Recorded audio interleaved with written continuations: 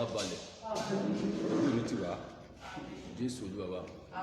Hallelujah. Hallelujah. Hallelujah. Fún ìwọ tó rí àmì ńlá ṣe nínú ẹ̀sìn tòní, etí ìgbọ́ àyàgbà ṣe gbọ́ mi tó máa fi rí ìbùkún Ọlọ́run gbà, òun yọ̀ǹda ẹ̀fún ìlú nìyí. Ṣé rí ọ̀rọ̀ Ọlọ́run tó jáde sí wa lónìí yìí? Nígbàtí mo kọ́kọ́ wo ọ̀rọ̀ yẹn lánàá, mo kàn mí rí mi. Mo dẹ̀ máa ń sọ fún wa bí pé Ọlọ́run nífẹ̀ẹ́ wa gan o, ó nífẹ̀ẹ́ wa nínú ayé, ó nífẹ̀ẹ́ gbogbo èèyàn tó dá. Ṣùgbọ́n àwa èèyàn láti gíní láò nífẹ̀ẹ́ ara wa. Ká ní bí Ọlọ́run ṣe nífẹ̀ẹ́ wa, làwa náà nífẹ̀ẹ́ Ọlọ́run ni, kò bá dára jù. Ọlọ́run nífẹ̀ẹ́ wa púpọ̀, ṣùgbọ́n we people, Ọlọ́run lèmi ṣe máa ń sọ pé a máa núṣu ń ṣe wá, àjẹ́ ń ṣe wá.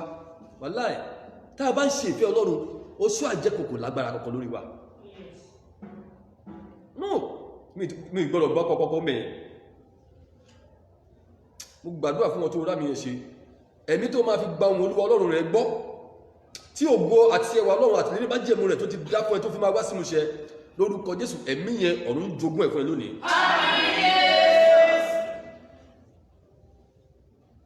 Àkọlé ọ̀rọ̀ mi tòní náà ni pé gba ohùn Olúwa Ọlọ́run rẹ gbọ́.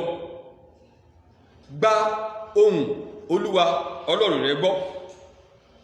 Tí Ọlọ́run bá lè fún ẹ ní oore ọ̀fẹ́ láti lè gba ohùn yẹn gbọ́, tó ń tẹ̀lé àṣẹ Ọlọ́run, tó ń tẹ̀lé ohun gbogbo tí Ọlọ́run rán sí ẹ pé báyìí ni kó ṣe, ìgbésẹ̀ báyìí ni kó gbé, báyìí ni kó ṣe tọ̀, báyìí ni kó ṣe rìn. Ayọ̀, mo fi dẹ́ lójú pé ayọ̀ ń bẹ níbẹ̀ fún ẹ. Tiwa kọ́ làkọ́kọ́ tó tó bí fọ́fọ́dà wa ni Ọlọ́run ti ránṣẹ́ sáwọn àyànfẹ́. Tá bá wòwe Exodus chapter 19, Exodus chapter 19, a rí pé Ọlọ́run rán Mósè sáwọn ọmọ Ísírẹ́lì nígbà yẹn náà. Ó rán ọmọ ṣe sí wọn.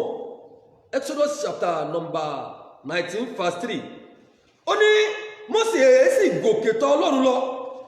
Olúwa sì kọ sí láti òkè náà wá wípé, báyìí ni kí ìwọ kí ó sọ fún ilé Jákọ́bù, kí o sì wí fún àwọn ọmọ Ísírẹ́lì pé, ẹ̀yin ti rí ohun tí mo ti ṣe sí àwọn ará Íjíbítì, àti bí mo ti lù yín ní apá ìyẹ́ ìdì, tí mo sì mú yín tọ̀ ara mi wá.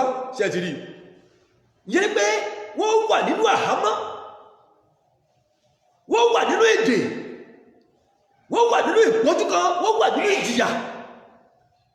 Ọlọ́run wá wò sùsùn, ó wá ní Mósè gòkè wá, ó dẹ̀ fara wọn Mósè, ó ní lọ bá báwọn ènìyàn wọ̀nyí, mo pọ̀ nípa àti mo fẹ́ kí wọ́n wá sìn mí, mo fẹ́ kí wọ́n wá sìn mí, lọ bá mi mú ọkọ̀ olóko ẹni tó wà ẹ̀, lọ gbà wọ́n fún mi lọ́wọ́ kí lọ́wọ́ ogun Fáráò, nínú àhámọ́ Fáráò tó wà, lọ sí kí ni lọ wọ́n wọn jáde fún mi, nítorí pé kí ni wọ́n ní láti máa sìn mí, bó ṣe ń pè mí àti ẹ̀ náà fi ká wá sí òun, bó ṣe pé àwọn ti gbádùn náà nìyẹn.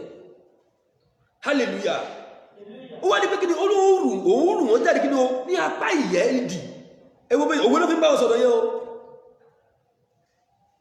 Òun wá mú àwọn ènìyàn yìí, òun wá mú tọ́ ara tó ń wà kọ́ lè sí ìhun. Mo máa ń sọ kíní kan, àwátà wà ń jọ mọ́lẹ̀ ní, tá a bá wọ̀ pọ̀lọpọ̀ wa, wọ́n bí wa sísẹ̀lẹ̀. Ní méjì, ó dẹ̀ ń lọ mú wa láti bìkan síbìkan, ó dẹ̀ mú wa, a dẹ̀ wá ń pàdé.